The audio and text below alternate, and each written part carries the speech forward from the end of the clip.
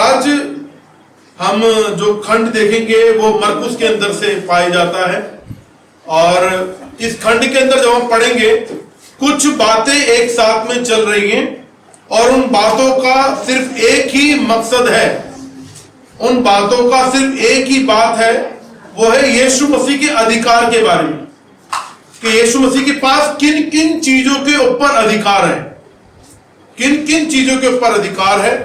और मैं निवेदन करूंगा आप मरकुस उसका दूसरा अध्याय निकाल लीजिए, दूसरा अध्याय उसका पहला पद से लेकर पूरा ही हम इसको हम देखेंगे। आज दूसरा अध्याय पूरा देखेंगे और बारी बारी से हम इसको हम देखेंगे।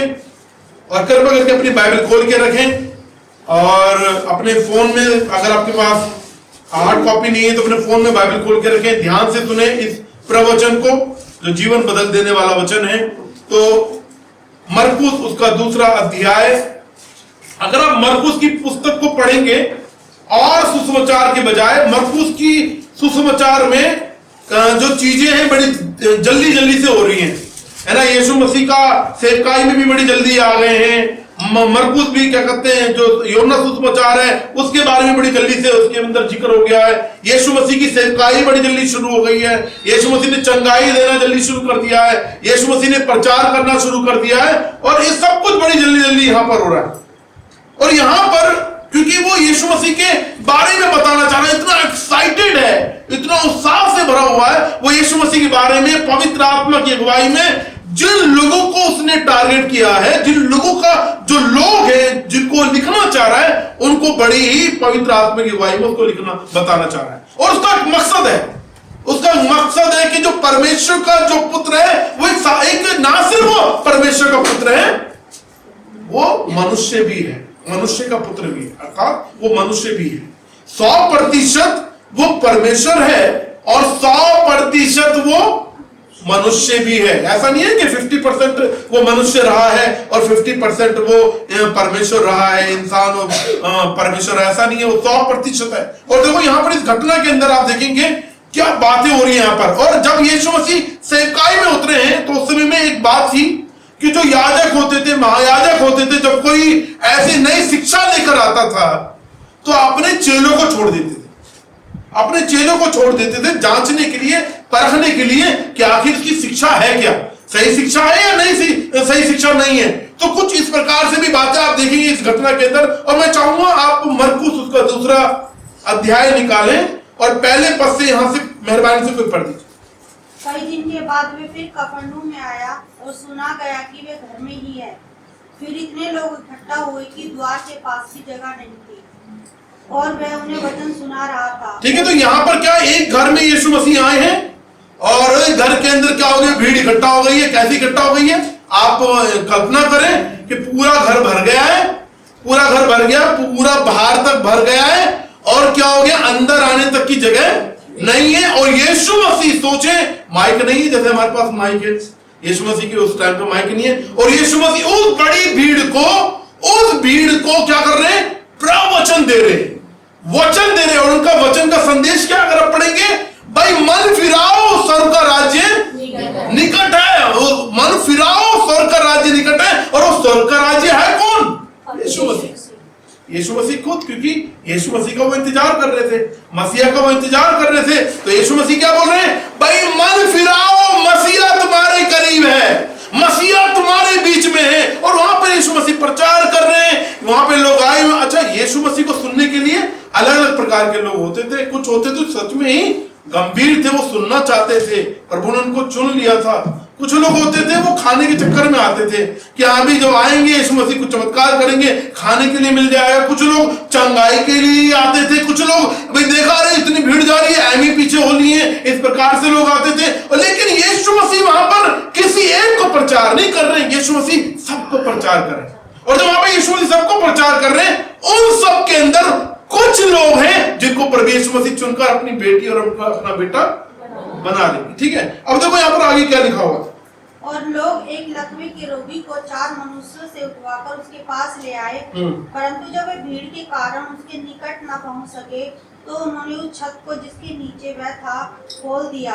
और जब वे उसे उधेड़ चुके तो उस खाट को जिस पर लकवे का रोगी पड़ा था लटका दिया। ठीक है, तो यहाँ पर आप कल्पना कीजिए कि भाई यहाँ पर सोचो हमारा ही घर है, या जिस घर में हम किराए पे रहते हैं वो घर है, या जो हमारा खुद का ही घर है, उस घर के अंदर यीशु मसीह आए हुए हैं, भीड़ लगी पड़ी है, यीशु मसीह प्रचार कर रहे हैं, और यहाँ पे लिखा है और कुछ लोग एक लकवे के रोगी को 4 मनुष्य से उठवा कर उसके पास ले आए। द्वार से लाना चाहते थे लेकिन जगह नहीं मिली, तो उन्होंने क्या करा, परंतु जब वे भीड़ के कारण उसके निकट ना पहुंच सके तो छत पे चढ़ गए। तो उन्होंने उस छत को जिसके नीचे वह था, मतलब उन्होंने अंदाजा लगाया कि अच्छा यीशु मसीह बीच में है, तो हम यहां से अगर यहां से पहुंचेंगे, यहां से हम उसको खोलेंगे तो उसके पास में हम इस लकवे के रोगी को उस तक पहुंचा देंगे। लकवे के रोगी समझते हैं ना, जिसको चलने में दिक्कत होती है, या फिर किसी के हाफ शरीर के अंदर लकवा लग जाता है, या पूरे शरीर में लकवा लग जाता है। ये ऐसा कुछ जिक्र नहीं है कैसा वाला इसको लकवा का रोग है। ठीक है, तो ऐसा है कि जिसमें वो चल नहीं पा रहा है, वो चल नहीं पा रहा, उठ नहीं पा रहा, खाट के ऊपर लेटा हुआ है।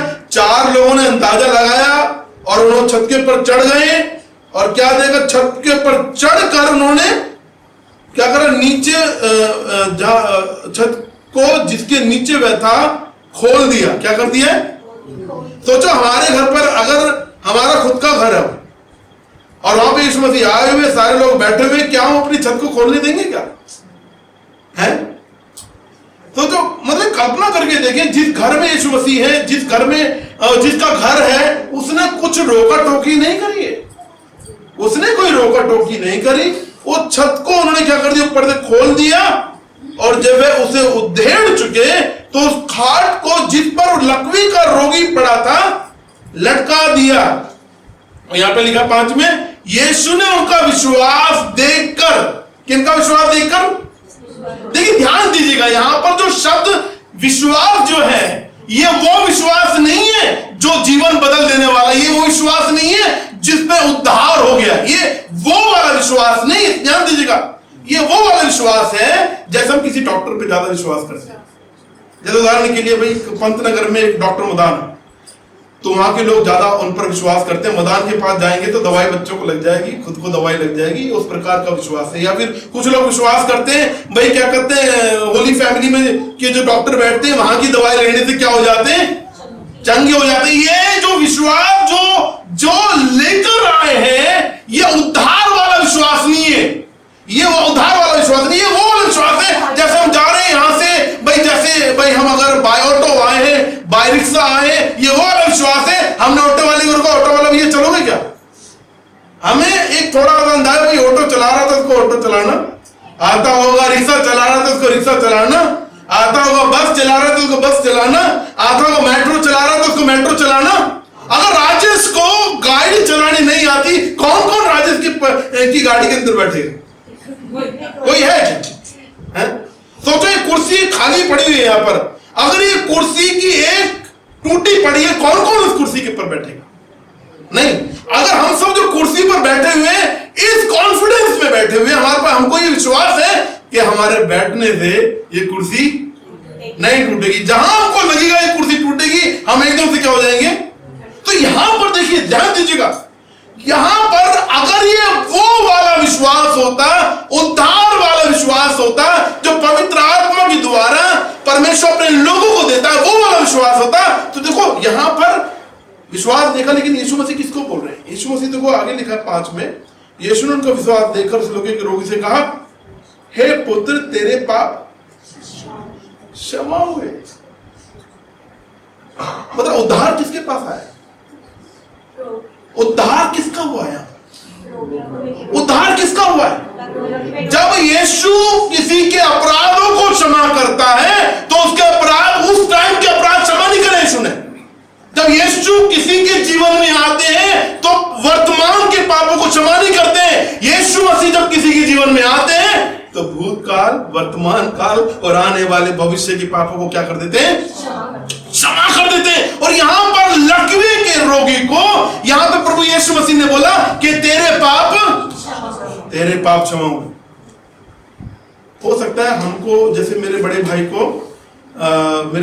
पहले किसी ने सुसमाचार बताया था बहुत पहले चर्च में लेकर आया था, लेकिन बाद में वो पीछे हट गया वो। लेकिन प्रभु ने मेरे भाई का उद्धार कर दिया, मेरे बड़े भाई का उद्धार कर दिया, लेकिन वो पीछे हो गया। देखो यहां पर परमेश्वर ने एक जरिया बनाया इस लकवे के रोगी का उद्धार का, और यहां पर उस उद्धार में क्या हुआ है, यीशु मसीह ने उसके पापों को क्या कर दिया, क्षमा कर दिया, अर्थात उसको विश्वास का दान दे दिया, ताकि उसके अपराध, उसके पाप क्या हो सके, क्षमा हो सके। और ये बोध हमको तब तक नहीं होगा कि हम पापी हैं जब तक यीशु मसीह हमको विश्वास का दान ना दे। और देखो यहां पर क्या हुआ, जब यीशु मसीह ने बोला, हे पुत्र तेरे पाप क्या हो गए, हमारे पाप क्षमा हो गए। हम जो बैठे हुए यहाँ पर, जिसको यीशु ने चुन लिया है, जिसके जीवन में यीशु मसीह आ गए हैं, जिनका उद्धार हो गया है, जिनको प्रभु ने विश्वास का दान दे दिया, ध्यान दीजिएगा, हम तो यहां पर हैं, जिनको प्रभु ने चुन लिया है, उनके अपराधों को प्रभु यीशु मसीह ने क्या कर दिया है, क्षमा कर दिया है। लेकिन जिनको प्रभु यीशु मसीह ने नहीं चुना है, उनके अपराध अभी तक क्षमा नहीं हुए, क्योंकि पापों की क्षमा का मतलब है अनंत जीवन, पापों की क्षमा का मतलब है उद्धार, पापों की क्षमा का मतलब है यीशु ने अपने लहू से हमको मोल ले लिया, पापों की क्षमा का मतलब है हमें पवित्र आत्मा एक सहायक के रूप में मिल गया। पापों की क्षमा का मतलब यह है, पापों की क्षमा का मतलब यह है कि हम उसके लेपालक बन गए। पापों की क्षमा का मतलब यह है कि हम उसके वारिस बन गए। पापों की क्षमा का मतलब यह है कि हम उसके पुत्र बन गए, हम उसकी पुत्री बन गए, हम उसके परिवार बन गए हैं। और यहां पर यीशु ने उस लकवे के रोगी को, जिसको लोग लेकर आए हैं, उसके अपराधों को क्षमा कर दिया।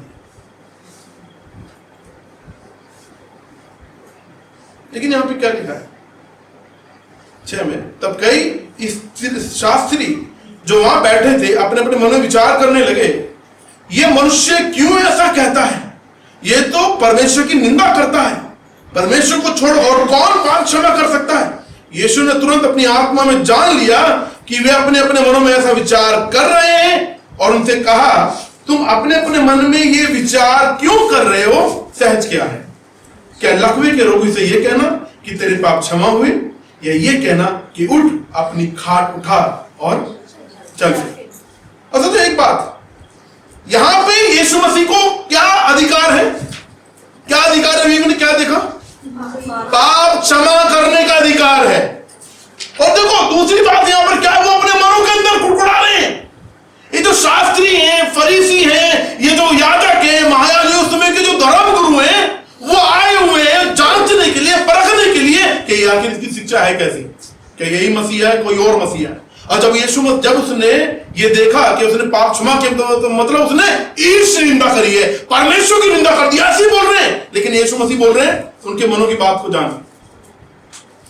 क्या पादरी विश्वासियों के मनों की बात को जान सकता है? क्या विश्वासी पादरियों के मनों की बात जान सकते हैं? क्या स्वर्गदूत हमारे मनों की बातों को जान सकते हैं? क्या शैतान हमारे मनों की बातों को जान सकता है?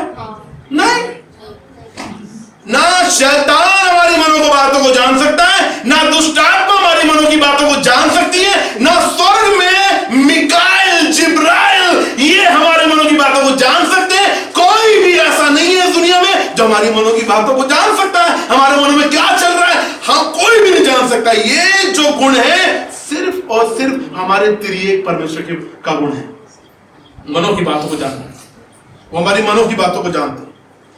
ये अधिकार सिर्फ और सिर्फ परमेश्वर के पास है, हमारे त्रिएक परमेश्वर के पास है, हमारे पिता परमेश्वर के पास है, हमारे प्रभु यीशु मसीह के पास है, हमारे पवित्र आत्मा के पास है कि वो हमारी मनों की बातों को जान लेता है। ये अधिकार सिर्फ उसी के पास में, और उसकी उनके मन की कुड़कुड़ाहट को देखकर यीशु मसीह ने उनकी मनों की बातों को जान लिया। हमारे मनों के अंदर अभी क्या चल रहा है परमेश्वर को पता है। क्यों पता है? क्योंकि उस मन को बनाने वाला ही वही है, उस मन को बनाने वाला ही वही है, उस मन को रचने वाला ही वही है। उस मन के अंदर जो पाप भरे हुए हैं, उन मन के अंदर जो बुरी बातें भरी पड़ी हैं, उन मन के अंदर जैसा हम जीवन जी रहे हैं वो जो भरा पड़ा है, वो जो काला जीवन भरा पड़ा है, जब हम चर्च में आते हैं तो दूत बन जाते हैं, और जब से बाहर निकलते हम भूत बन जाते हैं। ये जो भरा पड़ा है, ये परमेश्वर को पता है। ये परमेश्वर को पता है कि जब चर्च में आते हैं तो होली होली होली, पवित्र पवित्र पवित्र करते हैं, और बाहर जाते ही हमें पाप पाप पाप पसंद आता है। उसको पता है, वो हमारे मनों की बातों को जानता है। उसको पता है कि किसके प्रति हमारे अंदर जलन है। उसको पता है कि हमारे मन में किसके प्रति कड़वाहट है। उसको पता है कि हमारे मन में किसके प्रति ईर्ष्या भरी पड़ी है। उसको पता है कि हमारा छुपा हुआ जीवन कैसा है। वो मनों की बातों को जानता है मेरे प्रिय भाई बहन। वो हमारा दिखावटी हमारा जीवन को जानता है कि हम कितना दिखावटी, हम बड़ी धार्मिक जीवन लोगों को बताने की कोशिश कर रहे हैं कि हमारा कितना धार्मिक व्यक्ति है, हम कितने धार्मिक स्त्री हम, कितने धार्मिक परिवार है, हम कितने मसीह परिवार है। He knows everything about us, सब कुछ जानता है।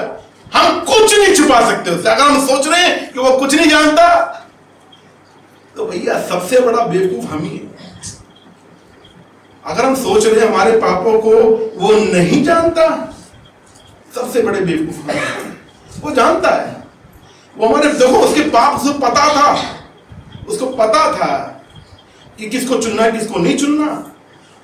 जिन्होंने डॉक्टर वाला विश्वास किया, दूसरा वाला विश्वास किया, उनका उद्धार नहीं आया। यहां पर इस कहानी के अंदर उद्धार आया है किसका? उस लकवे के रोगी को। उसको पता किसको चुनना, उसको पता भूत कौन सी है, उसको पता गेहूं कौन सा है, उसको पता उसके चुने हुए लोग कौन से, उसको पता उसके चुने हुए लोग कौन नहीं है, उसको पता है। इसलिए उसने गेहूं को भूसी से अलग कर लिया, उस लकवे के रोगी को चुन लिया। और उन शास्त्री फरीसी जो अपना को परमेश्वर का लोग कहते हैं, जो परमेश्वर का लोग बोलते हैं, सोचो उनकी मनों की बातों को वो जानता। 10 क्या लिखा, पढ़े क्या लिखा? परंतु जिससे तुम जान लो कि मनुष्य के पुत्र को पृथ्वी पर पाप करने का भी अधिकार है, उसने उस लकवे के रोगी से कहा, मैं तुमसे कहता हूँ, अपनी खाट उठा अपने घर चला जा। वह उठा और तुरंत खाट उठाकर सबके सामने से निकलकर चला गया। इस पर सब चकित हुए और परमेश्वर की बड़ाई करके कहने लगे, हमने ऐसा कभी नहीं देखा। ठीक है, तो यहाँ पर इस घटना के अंदर हमने देखा कि यीशु मसीह के अधिकार किस चीज का है? पाप क्षमा करने का, मनों की बातों को जानने का अधिकार है, और कोई नहीं जान सकता। ध्यान दीजिएगा, शैतान सिर्फ ये अज्यूम करता है कि वो सब कुछ जानता है हमारे अंदर की बात। दुष्ट आत्मा ये अज्यूम करती है, ये दिखाती है कि वो सब कुछ जानती है, लेकिन उन्हें कुछ नहीं पता। लेकिन हमारी लाइफ जीने के तरीके से उस बात को प्रिटेंड कर लेती है। वो जान जाती है कि हमारी नस कौन सी नस को दबाए, हमारे अंदर की बात को नहीं जान पाते। और तीसरा क्या अधिकार है यीशु मसीह का? क्या अधिकार है? चंगाई देने का। ऐसा चंगाई जो क्या कहते हैं, लकवे का रोगी है, पर यीशु मसीह ने उसको क्या कर दिया? चंगा कर दिया। खाट उठाया उसने, लेकर निकल लिया। वो सोचो, एकदम तो चला नहीं जाता। जैसे लकवे का रोगी को थोड़ा टाइम लगता है ठीक होने में, एकदम से नहीं भागेगा वो। लेकिन प्रभु यीशु मसीह ने उसको कमांड दी है। प्रभु यीशु मसीह ने आज्ञा दिया, चल खाट उठा और निकल जाए यहां से। और खाट उठाया और वो निकल लिया वहां से, परमेश्वर की महिमा करता हुआ। मैं ये अज्यूम करता हूं कि वो परमेश्वर की महिमा करता हुआ, प्रभु के डर से बहता हुआ, भरा हुआ, वो वहां से निकल लिया। अब देखो आगे क्या होता है। 13 से कोई पढ़े, 13 से 17 में। वह फिर निकलकर झील के किनारे गया और सारी भीड़ उसके पास आई और वह उन्हें उपदेश देने लगा। जाते उसने हलफाई के पुत्र लेवी को चुंगी की चौकी पर बैठे देखा और उससे कहा, मेरे पीछे हो ले। और वह उठकर उसके पीछे हो लिया। जब वो उसके घर में भोजन करने बैठा तब बहुत से चुंगी लेने वाले और पापी यीशु और उसके चेलों के साथ भोजन करने बैठे, क्योंकि वे बहुत से थे और उसके पीछे हो लिए थे। शास्त्रियों फरीसियों ने ये देखकर कि वह तो पापियों और चुंगी लेने वालों के साथ भोजन कर रहा है, उसके चेलों से कहा, वह तो चुंगी लेने वालों और पापियों के साथ खाता पीता है। यीशु ने ये सुनकर उससे कहा, भले चंगों को वैद्य की आवश्यकता नहीं, परंतु बीमारों को है। मैं धर्मियों को नहीं परंतु पापियों को बुलाने आया हूं। ठीक है, तो यहाँ पर एक कौन है? लेवी है, जो मती है। जो मती है, जिसने पहला सुसमाचार हम देखते हैं बाइबल के अंदर, ये मती वो है चुंगी लेने वाला। प्रभु ने उसको चुन लिया और उसने चुनने के बाद क्या किया पता है? मती ने क्या किया, जितने भी उसके दोस्त थे वैसी सबको उसने भोज पे बुला लिया और सबको भोज पे मिलाकर क्या करा उसने, सोचो स्ट्रैटेजी के साथ में, पूरी योजना के साथ में उन लोगों को बुलाकर, क्यों करा उसने? बुलाने का कारण क्या? भोज पे बुलाने का कारण क्या? खाना खिलाना मकसद नहीं था उसका, खाना खिलाना मकसद नहीं था। लेवी का, मती का, उसका मकसद ये था ताकि यीशु मसीह के सुसमाचार को सुने, ताकि प्रभु का अनुग्रह उन पर हो, जैसे मुझ पर अनुग्रह हुआ है उन पर भी हो, और प्रभु उनको क्या कर ले? चुन ले। और यहाँ पर जो शास्त्री हैं, फरीसी हैं, वो बोल रहे हैं अरे ये तो पापियों के साथ संगति करता। कोई ऐसी बातें बोलता है क्या? है नहीं बोलता। तो क्यों बोल रहे हैं वो? क्योंकि उनका जो मानना था, उनके जो वंशज थे, उनके जो पूर्वज थे, उन 613 आज्ञाओं में ध्यान दीजिएगा, उन 613 आज्ञाओं में एक जैसे 613 की पहली आज्ञा बहुत सारे नियम बना दिए, नियम कानून, दूसरी आज्ञा बहुत सारे नियम कानून बना दिया, ऐसे कर करके बहुत सारे, जिसमें से ये मानते थे कि भी जो गैर यहूदी जो लोग हैं वो नर्क जाएंगे। तो उनका पक्का मानना था, जैसे हम लोग, हमारे जैसे लोग उस समय में जो लोग थे गैर यहूदी लोग नर्क में जाएंगे, नर्क में जाकर किसका काम करेंगे? वो मानते थे नर्क में वो कोयले का काम करेंगे, ऐसा उनका मानना था। जब यीशु मसीह उनके साथ ही संगति कर रहे हैं, तो यहां पर क्या बोल रहे हैं? अरे यीशु मसीह तो क्या बोल रहे हैं? भाई तुम्हारा जो गुरु है इन पापियों के साथ संगति कर रहा है, चुंगी लेने वालों के साथ संगति कर रहा है। मतलब वो क्या बोल रहे हैं? हम धर्मी हैं, ये पापी, हम स्वर्ग जाएंगे, ये स्वर्ग में नहीं जाएंगे। ये बोलने का कारण इनका ये है। सोचो, अगर हम भारत में रहते हैं, हम बोले किसी को अपने आस पड़ोस में कि भैया आप पापी, मानेंगे? कोई नहीं मानेगा। क्यों पापी? हम तो बहुत पूजा पाठ करते हैं, हम तो बहुत क्या करते हैं, पुण्य के काम करते हैं। नहीं, कोई पापी अपने आप को नहीं बोलेगा।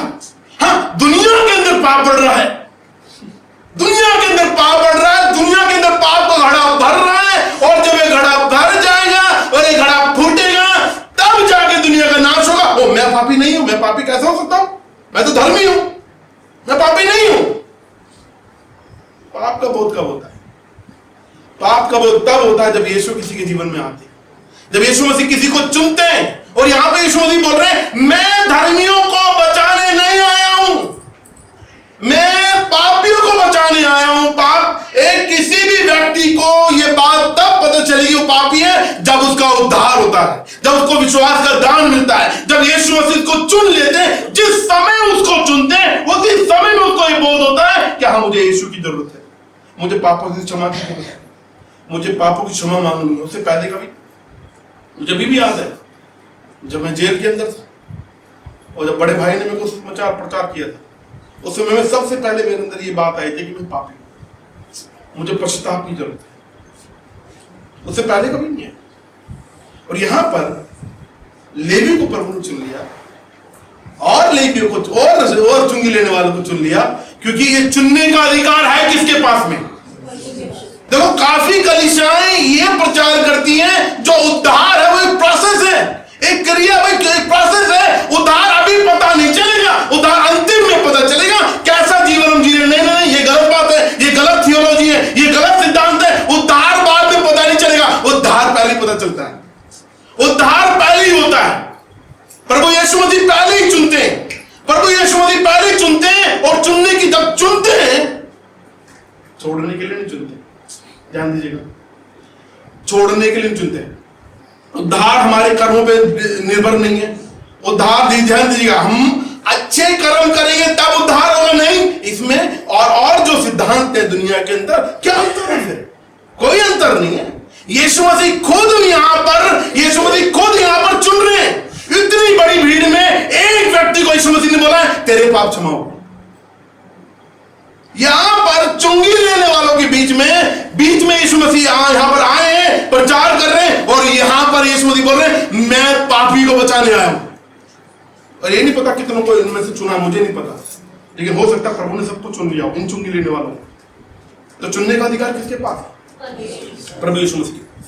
उद्धार देने का अधिकार किसके पास में?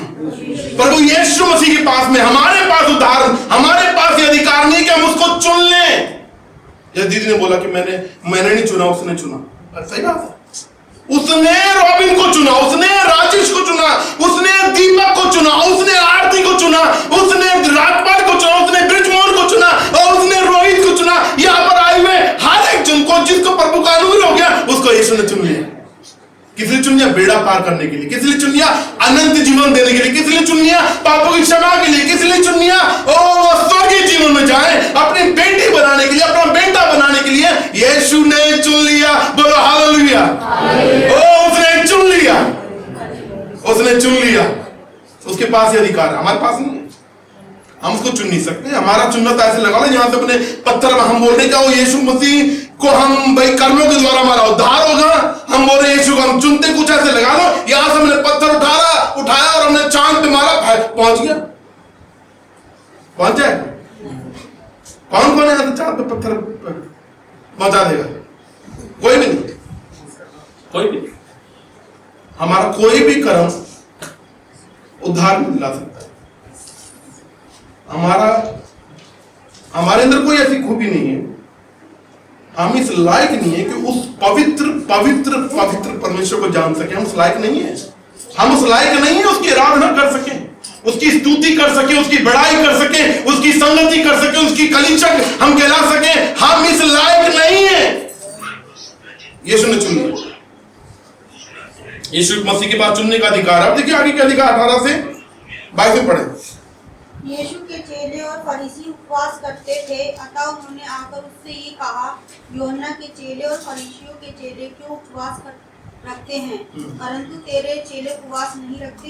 यीशु ने उससे कहा, जब तक दूल्हा बारातियों के साथ रहता है क्या वे उपवास कर सकते हैं? अतः जब तक दूल्हा उसके साथ है तब तक वे उपवास नहीं कर सकते, परंतु वह दिन आएगा जब दूल्हा उनसे अलग किया जाएगा, उस समय वे उपवास करेंगे। कोरे कपड़े का पैबंद पुरानी वस्तु पर नहीं लगता, नहीं तो वह पैबंद उसमें से कुछ खींच लेगा, अर्थात नया पुराने से, और वह पहले से अधिक फट जाएगा। नए दाखरस को पुरानी मशाकों में कोई नहीं रखता, नहीं तो वह दाखरस मशाकों को फाड़ देगा और दाखरस और मशाकें दोनों नष्ट हो जाएंगी, परंतु नया दाखरस नई मशाकों में भरा जाता है। देखो इसके अंदर दो बातें हैं, ध्यान दीजिएगा। पहली बात यह है कि जैसे मैंने बताया 613 आज्ञाओं में रोहन भाई 613 आज्ञाओं में इस क्या कहते हैं इन जो शास्त्रियों ने फरीसियों ने क्या कर दिया, बहुत सारी आज्ञा बना दी है। ठीक है, तो प्रभु यीशु मसीह यहाँ जो नया दाखरस और पुरानी दाखरस की बात कर रहा है, नया कपड़ा और पुराने कपड़े की बात कर रहा है। पहली बात तो इसको लेकर क्लियर कर रहा है कि भी नहीं, जो परमेश्वर के वचन में और जो पूर्वजों के लोगों के द्वारा बनाए गए नियम के अंदर कोई भी मिला, कोई भी समझौता, कोई भी जोड़ नहीं है। ये जोड़ नहीं सकते। कौन सा वाला? जो पूर्वजों के द्वारा बनाए गए नियम कानून है उनको और परमेश्वर के द्वारा दिए गए मूसा के द्वारा जो नियम है उनको जोड़ नहीं सकते। ठीक है, कोई भी नहीं, उनको नहीं मानना है। और दूसरी बात यहां पर यीशु मसीह जो बता रहे हैं, नई जो दाखरस, पुरानी दाखरस, नया कपड़ा, पुराना कपड़ा, इसके बारे में बता रहे हैं यीशु मसीह। अब यहां पर आप देखेंगे पुराने नियम के अंदर यीशु मसीह नई वाचा की बात हो रही, नई वाचा कौन? यीशु मसीह। और यहां पर यीशु मसीह जब नई वाचा की बात हो रही है, जो यीशु मसीह अब देने वाले, यीशु मसीह अब देने वाले, मतलब इसको दूसरे शब्दों में बोले, क्या हमें ध्यान दीजिए, क्या हमें भाई क्या कहते हैं जो पुराने नियम में बाहरी तौर पर जो इंसान को अशुद्ध करती हैं चीजें, बाहरी तौर पर जो इंसान को अशुद्ध और शुद्ध करती, क्या उनको मानना है? उनको नहीं। बाहरी तौर पर यीशु मसीह ने क्या बोला कि इंसान जो अधर्मी होता है, इंसान जो अशुद्ध होता है, कहां से होता है? अंदर से होता है। तो वहां पर यीशु मसीह जो नई की जो बात बोल रहे हैं वो नई आज्ञा